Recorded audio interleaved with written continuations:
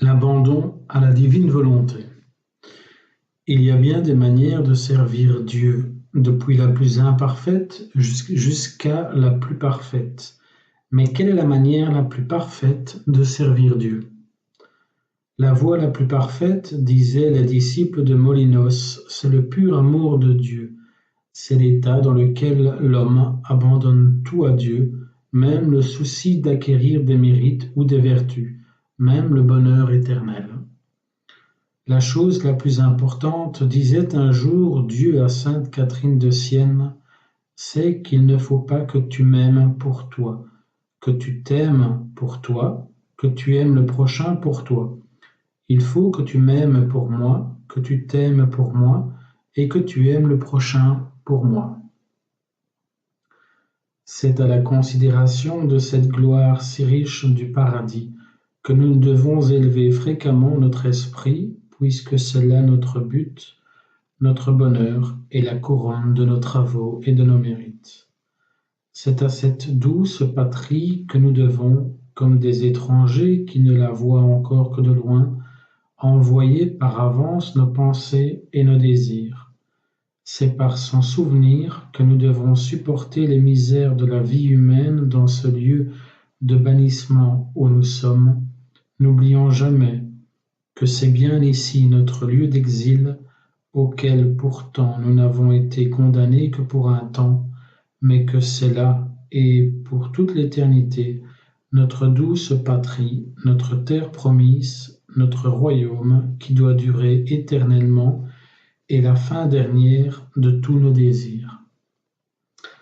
Ah, chères âmes, que nous sommes heureux et nous n'y pensons pas, que nous sommes heureux encore une fois, et nous nous reconnaîtrons bientôt pour tels si nous prenons la peine de considérer quel est le bonheur qui nous est préparé et le lieu du séjour éternel pour lequel nous avons été créés. C'est là un lieu de bonheur où tous les biens, en effet, seront amassés et d'où tous les maux seront bannis. C'est là où se rencontrera une santé exempte de toute maladie, une liberté qui ne sera point sujette à la servitude, une beauté qui sera sans défaut, une immortalité dégagée de toute corruption, une abondance qui chassera toute nécessité, un repos qui ne sera jamais troublé de rien, une sûreté qui bannira toutes les craintes, une connaissance qui ne donnera jamais de lassitude et une joie qui ne sera jamais interrompue de tristesse. Le pur abandon n'est pas autre chose qu'une soumission parfaite à Dieu et à sa volonté, une humble façon de ne pas s'opposer à ses ordres pour tout ce qu'il voudra faire de nous, et un sacrifice de tous nos intérêts et de tout nous-mêmes plus que tout le reste, au bon plaisir d'un Dieu qui vaut infiniment plus que nous-mêmes, infiniment plus que des millions de nous-mêmes. Celui entre les bras duquel nous nous abandonnons est notre Dieu, et un Dieu d'une telle grandeur qu'on peut dire qu'il est invisible et qu'il voit tout, devant qui le passé n'est point écoulé, et pour qui l'avenir ne défile point, que les temps n'ont pas commencé, puisqu'il demeurera éternellement, et qu'il sera le même dans tous les siècles des siècles. Oui, celui auquel il importe de nous soumettre est tellement parfait et excellent dans son être qu'on peut dire qu'il a tout créé, mais sans aucun besoin, qu'il soutient tout, mais sans se lasser, qu'il gouverne tout, mais sans travail, et qu'il donne le mouvement à tout sans se mouvoir. On peut dire de lui qu'il est, en quelque manière, tout œil et toute main, parce qu'il voit tout et qu'il porte tout, qu'il fait et qu'il conserve tout. Il est si parfait et si excellent dans son être que, si nous nous en séparons, nous tombons, si nous nous en approchons, nous nous relevons, et si nous demeurons avec lui, nous subsistons. C'est celui encore dont on peut dire que le connaître, c'est vivre, Le servir, c'est régner. Le louer, c'est le salut et la joie. Si donc il est d'une telle perfection, d'une telle excellence, d'une telle grandeur d'être, peut-on refuser de soumettre par le pur abandon le rien à celui qui est tout, et tellement tout que s'il venait un moment à se séparer de nous et à cesser, comme dit saint Grégoire, de nous prêter son secours et son appui, nous retomberions au même moment dans notre premier néant. Ne faut-il pas être dans le dernier aveuglement, comme le remarque si bien notre angélique docteur saint Thomas d'Aquin, pour ne pas se soumettre volontairement, par cet abandon, à la volonté d'un Dieu auquel nous ne pouvons manquer d'être soumis volontairement ou par force. C'est en effet une nécessité en raison de l'excellence et de la toute-puissance de la volonté de Dieu, ou que l'homme fasse librement cette volonté en s'y soumettant, ou que Dieu fasse souverainement sa volonté sur l'homme et se le soumette avec rigueur en punissant sa folle et vaine résistance. Rappelons-nous un instant l'état de l'apôtre saint Paul, au moment de sa conversion, quand il disait à notre Seigneur, « Seigneur, que voulez-vous que je fasse ?» À travers ces paroles, on y découvre un sentiment et une disposition d'abandon à la divine volonté. Et Dieu lui fit alors entendre que bientôt il lui montrerait combien il aurait à souffrir pour son nom, comme pour nous apprendre que l'abandon à la divine volonté n'est point tant pour agir qu'il ne soit encore plus pour souffrir et pour tout souffrir. L'abandon à la divine volonté n'est point tant pour agir qu'il ne soit encore plus pour souffrir et pour tout souffrir. Abandon à la volonté de Dieu ou anéantissement de notre propre volonté, de toutes nos inclinations, de tous nos désirs. Ce que nous devons désirer au monde par-dessus tout, c'est et ce doit être de glorifier Dieu et de collaborer, de participer à sa gloire. C'est là, dis-je, ce que nous devons désirer par-dessus tout, puisqu'en le faisant, nous remplissons la fin pour laquelle nous avons été créés, nous et toutes les créatures. Rien, en effet, n'a été créé que pour la gloire de Dieu. C'est ce que nous apprend les divines Écritures lorsqu'il est dit que Dieu a fait tout pour lui-même dans les choses dont il est le principe et l'auteur. S'abandonner, c'est sacrifier librement à la divine volonté tous nos intérêts et tous nous-mêmes.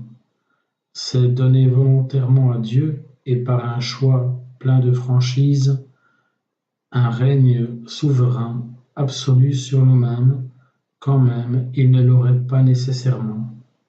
C'est reconnaître et publier hautement qu'il y a en Dieu une infinie sagesse,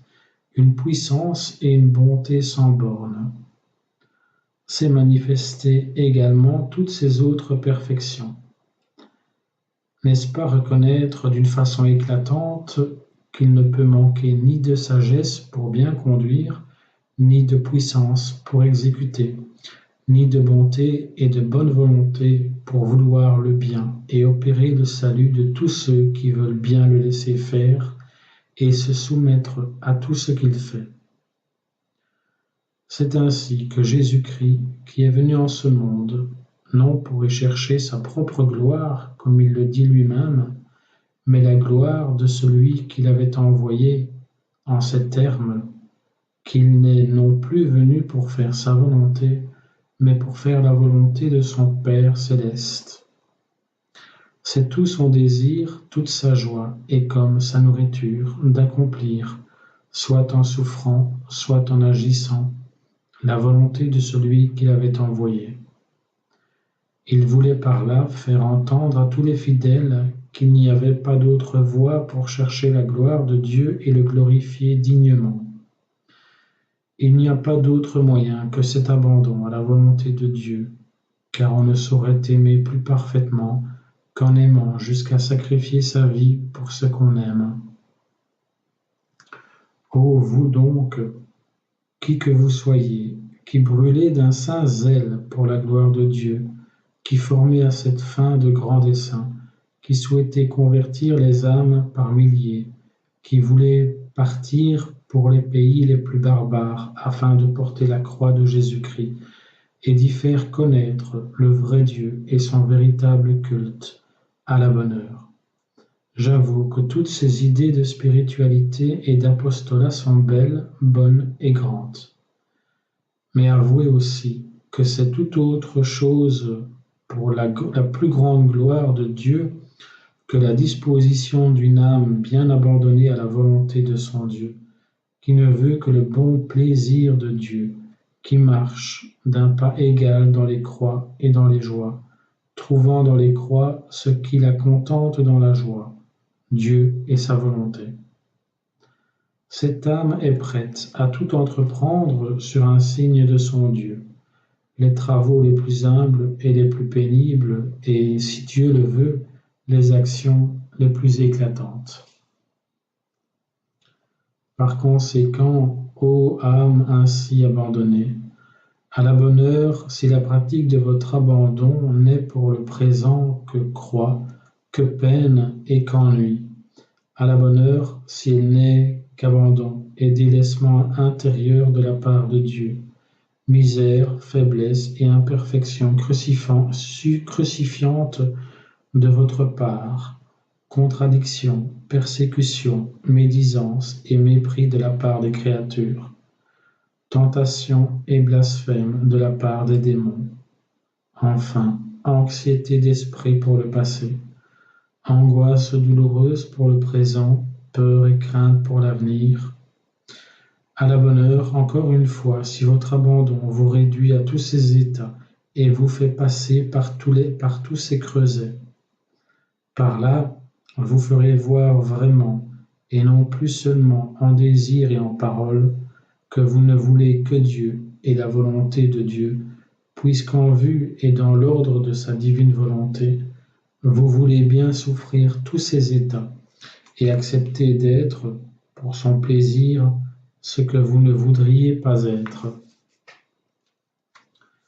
Aimer Dieu et sa volonté plus que nous-mêmes,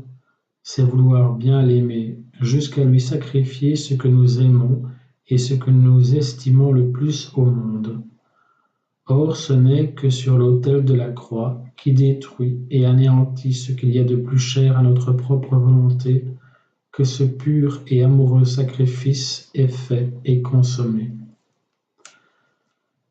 Sans doute, vous gémirez bien souvent, vous vous verrez, ainsi qu'un autre Job et peut-être plus longtemps, couverte de plaies sur le fumier de vos imperfections. Vous y serez contrainte de vous écrier bien des fois avec le grand apôtre, qui me délivrera de ce corps de mort? Vous vous deviendrez parfois insupportable à vous-même, enfin vous vous verrez souvent couverte des ombres de la mort et jusqu'aux portes de l'enfer.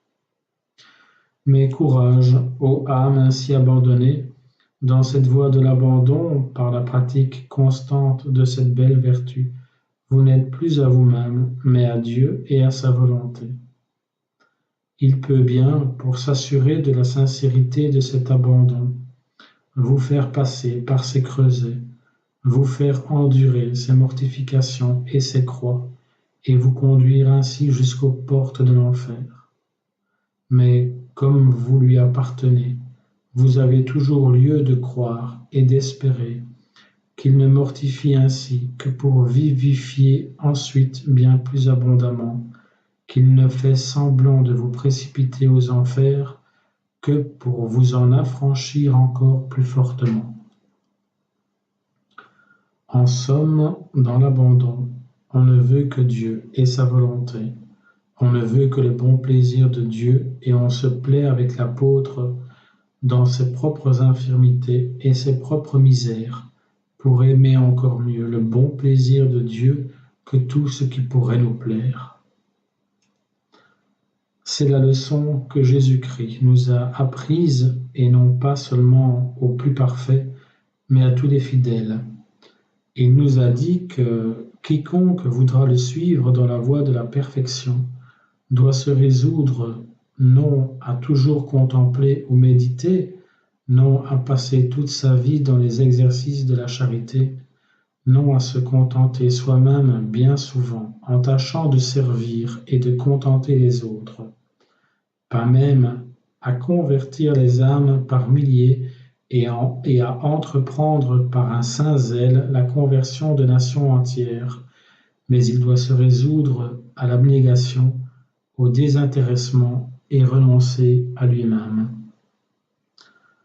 Par ailleurs, comme le remarque saint Augustin, la perfection ou parfaite charité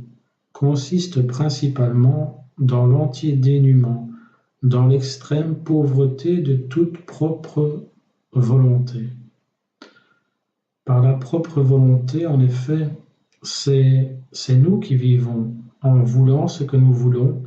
au lieu de faire vivre et régner Jésus-Christ en nous par la parfaite charité, en ne voulant que ce qu'il veut. Peut-on alors s'attendre à quelque perfection sans abandon à la divine volonté? N'est-ce pas au moyen de cet abandon que nous sommes indifférents, non quant à la nature, mais quant à l'esprit, aux croix et aux joies, trouvant alors dans les croix comme dans les joies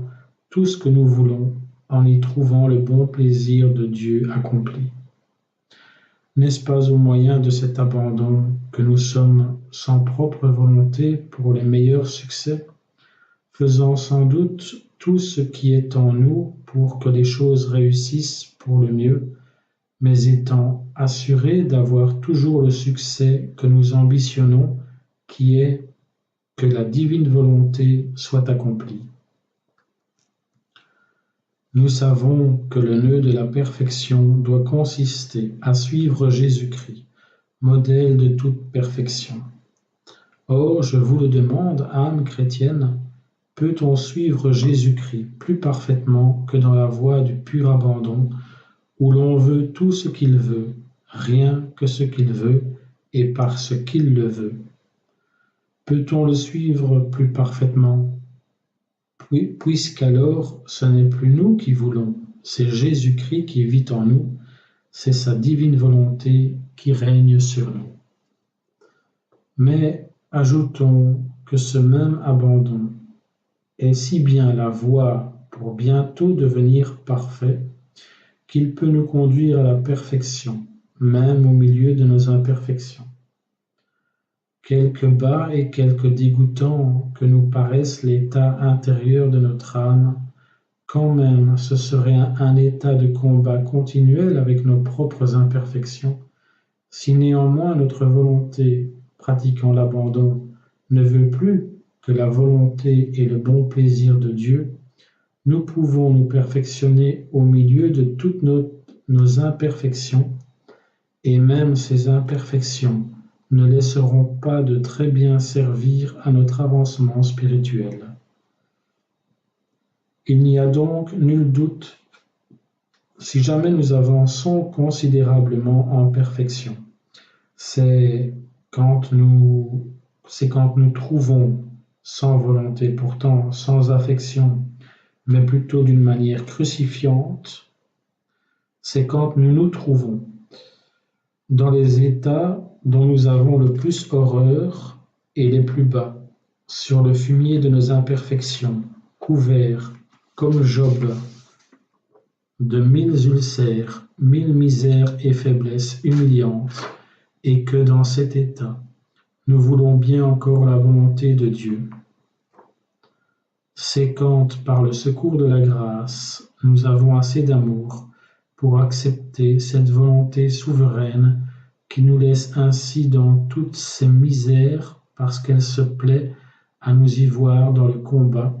et la préférer à la nôtre qui ne voudrait rien moins que cet état désolant. Ces souffrances, ces humiliations acceptées parce que Dieu veut nous les faire subir, malgré tous nos efforts et notre peine, rende notre âme plus pure et l'avance vers la perfection. Nous devons nous estimer heureux, puisqu'en nous soumettant ainsi volontairement à votre volonté, Seigneur, qui de sa nature est la bonté même, l'amour et la charité, cette volonté ne saurait s'accomplir sur nous que pour notre bien, pour notre perfection, pour notre sanctification et pour notre salut. Par le pur abandon au bon plaisir et à la volonté de Dieu qu'on aime par-dessus toute chose, on sacrifie tout. Il n'y a ni vie, ni santé, ni bien de ce monde, ni honneur, ni réputation, ni bon ou mauvais succès. Il n'y a aucune disposition intérieure de l'âme, lumière, goût, sensibilité, qu'on ne soit prêt à abandonner à tout moment à la divine volonté pour qu'elle en fasse ce qui lui plaira. En conclusion, au moyen de cet abandon, nous envisageons ou nous nous efforçons d'envisager en tout ce qui arrive, soit intérieurement, soit extérieurement, l'ordre et le bon plaisir de la divine volonté qui s'y accomplit. Grâce à cette disposition d'abandon, on a le pouvoir d'aimer Dieu partout et toujours. En effet, peut-on aimer plus purement que d'aimer jusqu'à faire du contentement de Dieu notre propre contentement, à trouver notre bon plaisir dans son bon plaisir et à vouloir être pour lui, coûte que coûte, un sujet de joie? Peut-on aimer plus purement que d'aimer dans les croix comme dans les joies, quand on nous humilie et qu'on nous abaisse, comme quand on nous élève dans les privations, de même que dans les communications spirituelles? C'est bien ce que fait l'âme abandonnée. Elle ne veut ni croix, ni joie, ni élévation, ni abaissement, mais l'accomplissement de la volonté adorable de Dieu en tout. Elle marche toujours d'un pas égal dans les ténèbres et dans les lumières, dans les plus pénibles privations, de même que dans les plus savoureuses communications, dans l'action et dans la souffrance, trouvant partout également ce qu'elle veut et ce qu'elle aime, c'est-à-dire que la volonté de Dieu soit accomplie en tout. Enfin, peut-on aimer plus purement que d'aimer sans espérance de récompense ici-bas, ou du moins sans vouloir d'autre récompense que celle de pouvoir aimer. Ainsi l'âme abandonnée ne demande ni ne refuse rien, et elle fait son paradis d'amour d'être ici-bas la joie de son Dieu. Seigneur, faites que je vous aime, mais d'un amour si grand que je m'oublie moi-même pour ne plus vouloir et ne plus aimer que vous et votre volonté. Vous êtes, Seigneur, par votre bonté souverainement bienfaisante, ma force, mon appui, mon secours, mon refuge, mon Dieu et mon tout. Par cet abandon, Dieu, qui était auparavant notre Dieu par l'autorité suprême et divine qu'il avait et qu'il ne peut pas ne pas avoir, et sur nous et sur toute chose, devient en quelque manière, par un autre titre, le propriétaire de notre corps, de notre âme et de notre vie. Par cette sainte vertu, nous nous en remettons aveuglément à lui, du choix des moyens qu'il lui plaira de prendre pour nous conduire à notre fin dernière. Nous confions les intérêts de notre âme à sa sagesse et à sa bonté. Ainsi, l'affaire si importante de notre salut,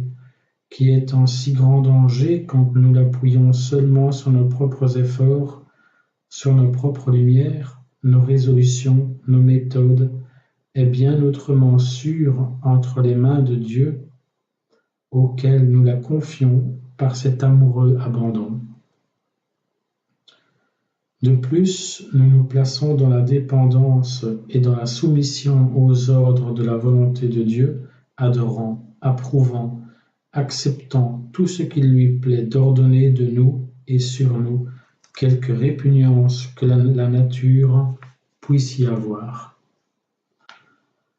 Enfin, nous lui rendons cette justice de ne vouloir être fait que pour lui, comme en effet il ne nous a fait que pour lui.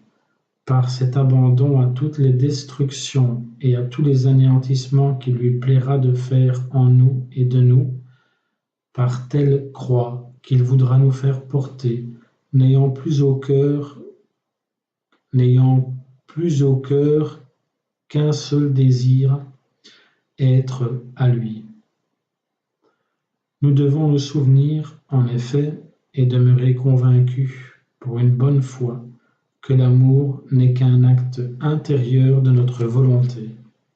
Nous aimons par conséquent tant que nous sommes là à vouloir aimer. Après cet acte d'abandon, l'âme est bien plus à Dieu qu'à elle-même, non seulement par le domaine d'autorité suprême, mais encore par ce nouveau droit de propriété qu'elle lui a donné. Aussi, c'est uniquement à Dieu de disposer des croix et de donner à ce divin médicament la quantité et la qualité, je veux dire le poids et l'amertume, c'est-à-dire la tristesse et le découragement, au degré qu'il les faut, pour faire mourir cette maudite propre volonté qui ne meurt qu'à force de croix, pour entièrement purifier cette âme. Celle-ci, appartenant à Dieu, ne peut que gémir sous le pressoir de la croix. Cela est nécessaire pour la purifier, afin qu'elle devienne véritablement un sujet du bon plaisir de Dieu. Qui plus est, c'est encore dans cette voie du pur abandon que l'on fait la plus excellente pénitence, puisqu'on y met dans la pénitence la partie de nous-mêmes la plus rebelle et la plus criminelle, la propre volonté, et qu'on la met non dans la pénitence qu'elle voudrait, mais dans celle que Dieu choisit. La pénitence, pour être véritable, doit être pénible et mortifiante. Ce n'est donc pas une bien grande pénitence que ces mortifications dont nous faisons choix et que la propre volonté nous suggère bien souvent, puisque si le corps souffre, ce n'est qu'autant qu'il plaît à la volonté. Mais il n'en est pas de même de la pénitence que la divine volonté nous fait faire quand une fois elle nous tient par les liens du pur abandon. Non, ce n'est pas par les jeûnes et les disciplines que Dieu me châtiera pour punir mon orgueil et ma présomption, mais bien par les humiliations, les confusions, les découragements, les médisances, c'est-à-dire non par la pénitence que je voudrais, mais par tout ce que la nature superbe, c'est-à-dire orgueilleuse, ne voudrait pas. Et ainsi de tous les autres péchés et de toutes les autres habitudes défectueuses qu'il faut expier, c'est-à-dire réparer, payer, par la pénitence. C'est Dieu qui l'inflige et, comme il ne peut pas souffrir en une âme ainsi abandonnée le moindre reste de propre volonté, il proportionne les peines à son abandon afin de purifier plus complètement l'âme. C'est donc un excellent exercice de pénitence que cette disposition d'abandon quand on y est fidèle. Car ce pur abandon qui, fait par amour, semble ne devoir respirer qu'amour, est pourtant un exercice continuel de pénitence. Il se trouve très peu de moments de la vie où l'âme, en cet état, ne soit assaillie de quelque angoisse, de quelque anxiété ou de quelque nouvelle peine. Tantôt ce sera Dieu qui nous éprouvera par les délaissements intérieurs, d'autant plus pénibles qu'ils sont voulus par lui pour être notre pénitence. Tantôt il permettra aux démons de prendre la place et de nous faire expier par les tentations les plus humiliantes et par la peine extrême qu'il nous en fera ressentir, le contentement ou le plaisir criminel que nous y avons pris autrefois. D'autres fois, il se servira des créatures qui sont avec nous, en permettant qu'elles agissent à notre égard avec dureté ou perfidie, c'est-à-dire déloyauté, traîtrise, et en même temps, pour augmenter la dose de la pénitence, il nous rendra si sensibles et si tendres à tout ce que les créatures nous feront, que notre pauvre âme en sera parfois jusqu'à l'agonie, plongée dans des angoisses et des crève-cœurs qu'on ne peut bien comprendre que par expérience, après s'être trouvé soi-même dans le creuset. Enfin, tantôt il nous éprouvera par nous-mêmes, il fera que nous-mêmes nous serons notre plus rude pénitence, soit par les chutes involontaires dans les imperfections qu'on déteste alors comme la mort, soit par des tristesses et des ennuis qui, à certains moments, nous rendront insupportables à nous-mêmes, soit par les répugnances qu'il permettra que nous ressentions pour le bien que nous voudrions faire. Ces répugnances sont accompagnées parfois de certaines révoltes, entre parenthèses, mais dans la nature seulement et non dans la volonté,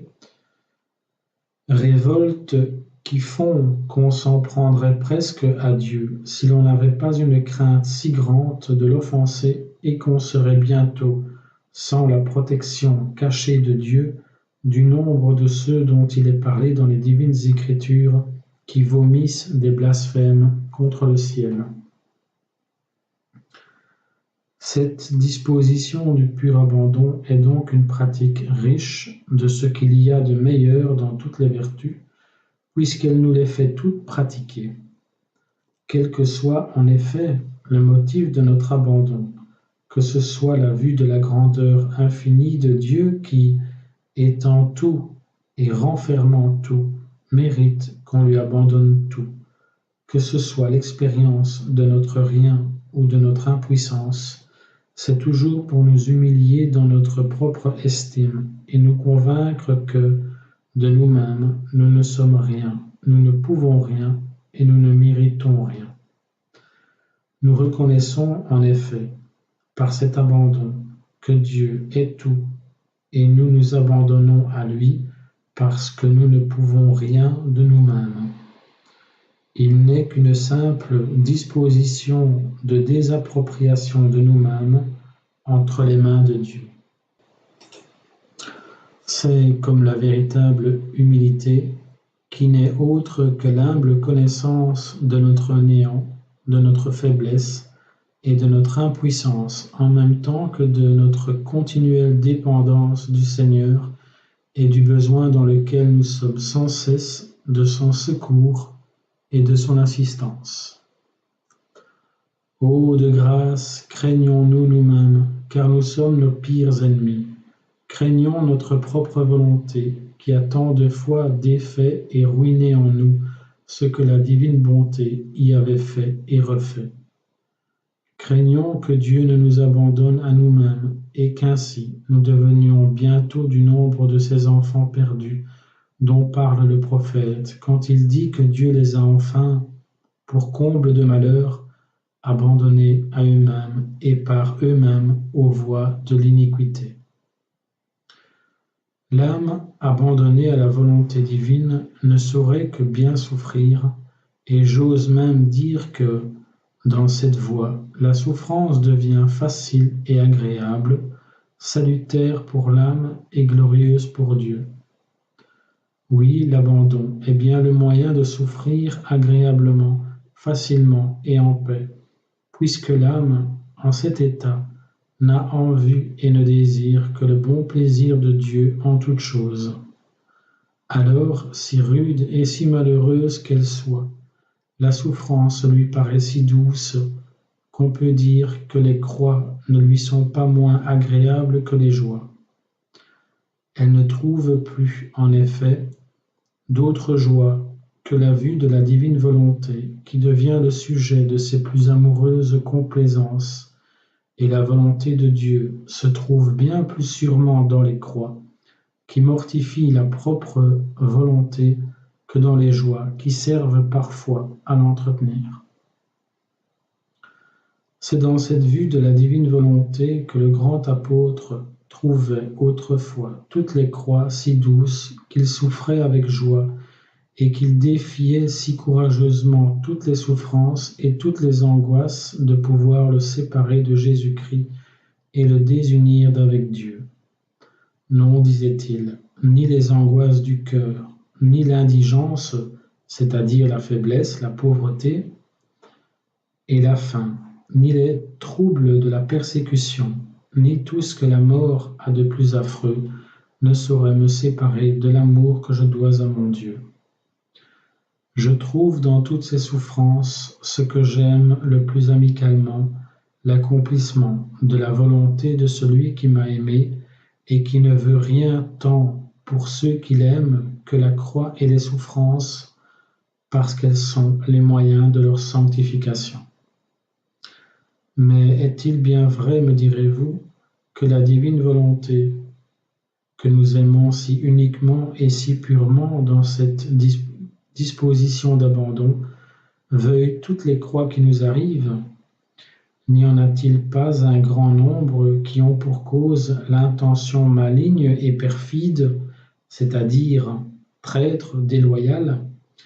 de la créature, ou dont nos propres imperfections sont le principe ou l'occasion?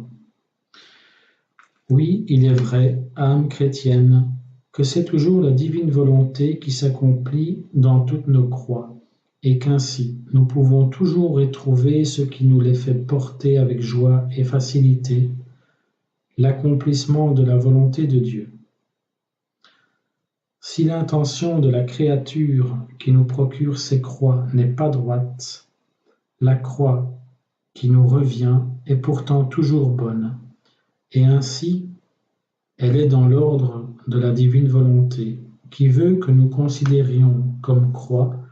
tout ce qui crucifie, quelque maligne que soit l'intention de la créature. L'Écriture nous assure de cette importante vérité lorsque, parlant des souffrances de notre Sauveur qui lui ont été procurées par la malice de Pilate et des Juifs, elle nous assure pourtant que c'est Dieu qui les avait ordonnées. Effectivement, dans l'Évangile de Saint Jean, à la question que Pilate posa à Jésus, celui-ci répondit en ces termes: « Tu n'aurais sur moi aucun pouvoir s'il ne t'avait été donné d'en haut. » Si nos propres imperfections sont la cause et l'occasion de nos peines intérieures, il n'est pas moins vrai encore que la divine volonté se trouve accomplie dans ces sortes de croix, parce que ces mêmes peines acceptées comme croix dans l'ordre de la divine volonté sont l'expiation, c'est-à-dire réparer, payer, punir, et le remède de ces imperfections qui en ont été la cause ou l'occasion. En acceptant d'avance toutes les souffrances, l'âme a fait comme l'holocauste d'elle-même. Elle est donc tranquille et assurée, autant qu'on peut l'être en ce monde, contre la crainte de l'enfer, car nous ne devons craindre l'enfer qu'autant que nous avons encore notre propre volonté, qui est vraiment le bois qui y brûle. Disons en second lieu que ce n'est pas seulement le désir de souffrir agréablement, facilement et en paix qui doit nous être un motif pour nous porter au pur abandon. Ce n'est pas seulement celui de souffrir salutairement pour nous, mais que le grand motif doit être celui de souffrir glorieusement pour Dieu. En effet, peut-on souffrir d'une manière plus glorieuse pour Dieu que de tout souffrir et tout vouloir souffrir pour lui? N'est-ce pas ce que nous faisons en souffrant dans l'esprit du pur abandon, qui n'a en vue, dans la souffrance comme dans l'action, que l'accomplissement du bon plaisir de Dieu? Lorsque je suis heureux de souffrir pour pouvoir ainsi expier mes péchés de la manière la plus parfaite, ou pour avancer dans l'affaire de ma perfection, en faisant, par la souffrance, mourir ma propre volonté, ce sont là des motifs nobles et grands. N'est-il pas vrai, en effet, que s'il y a du véritable bonheur sur la terre, c'est particulièrement pour ces âmes en état de pouvoir dire qu'il n'arrive que ce qu'elles veulent et que tout ce qu'elles veulent arrive et arrive en la manière qu'elles le veulent. Car quand je me trouve dans la faiblesse, la pauvreté et le besoin des choses nécessaires à la vie, je pense que c'est la volonté de Dieu. Quand je me vois exposé à toutes les rigueurs des saisons, quand je me vois humilié, contredite et souffrante, je pense que c'est la volonté de Dieu. Quand, parfois, tout mon intérieur semble être dans la désolation, que toute ma joie s'est évanouie et que je me sens plongé dans l'ennui et dans la tristesse, quand je ne sens plus rien de ce que j'ai senti autrefois dans les choses de Dieu et que Dieu me traite d'une manière à être véritablement un Dieu caché, je pense encore, dans cette désolation intérieure, que c'est la volonté de Dieu. Et alors, dans tous ces états et dans toutes ces dispositions, il n'arrive que ce que je veux et tout ce que je veux arrive, et en la manière que je le veux. Je ne veux en effet que la volonté de Dieu, et je suis sûr que, soit à moi, soit aux autres, il n'arrivera jamais que la sainte volonté de Dieu. Un des sentiments de l'âme dans l'état du pur abandon est qu'elle doit agir et faire tout ce qu'elle peut dans les entreprises où elle se trouve, mais sans cet empressement et cette inquiétude sur l'issue de toute l'affaire qui ne marque que trop la propre volonté. Mais ce n'est pas là le seul sentiment que le pur abandon produit dans l'âme. Il y en a un deuxième qui semble encore plus épuré de propre intérêt, c'est de demeurer en paix au milieu des insuccès dans cette vue et cette assurance amoureuse que quelque insuccès qu'il y ait dans les affaires et même dans les affaires de Dieu, Dieu est pourtant toujours le même. Il est et sera toujours ce qu'il est, et sa divine volonté, le but du pur abandon, est et sera toujours accompli en tout. Nous devons sans doute faire tous nos efforts, employer toutes nos forces, déployer tout notre courage aux œuvres que Dieu nous confie. Mais si le succès ne répond pas à nos efforts, si les événements ici-bas semblent se retourner contre Dieu lui-même, ne nous laissons pas abattre. Regardons vers le Seigneur et répétons joyeusement la parole de l'abandon. Fiat voluntas tua. Que votre volonté soit faite, ô mon Dieu. En clair, nous devons être ainsi saintement indifférents, c'est-à-dire détachement, désintérêt, à tout, du moins quant à la volonté. Nous devons être également disposés à demeurer ici ou ailleurs, à prendre tel ou tel emploi, à vivre en paix et converser également avec telle ou telle personne, montrant par là que nous ne nous réglons plus dans ce que nous faisons que par la volonté de Dieu et nullement par notre volonté, puisque nous sommes disposés à tout faire dans l'ordre de la volonté divine. Cette disposition, cette sainte indifférence à tout faire, afin d'être un des sentiments de l'âme abandonnée, ne doit pas être seulement pour ce qu'il y aura à faire, mais aussi pour tout ce qu'il y aura à souffrir. Après que l'apôtre, en effet, eut exprimé sa disposition d'abandon par ces paroles, « Que vous plaît-il, Seigneur, que je fasse ?» Dieu fit entendre que, bientôt, il lui montrerait combien il aurait à souffrir pour son nom. Ne semblait-il pas vouloir par là nous apprendre que l'abandon à la divine volonté n'est pas seulement pour agir, mais encore plus pour souffrir? En conclusion, soupirons de tout notre cœur après cette belle vertu d'abandon. Entrons dans cette voie, la plus riche de toutes, et que le désir d'aimer Dieu autant qu'on peut l'aimer nous soit un pressant motif de nous abandonner tout entier et pour toujours à la volonté de Dieu.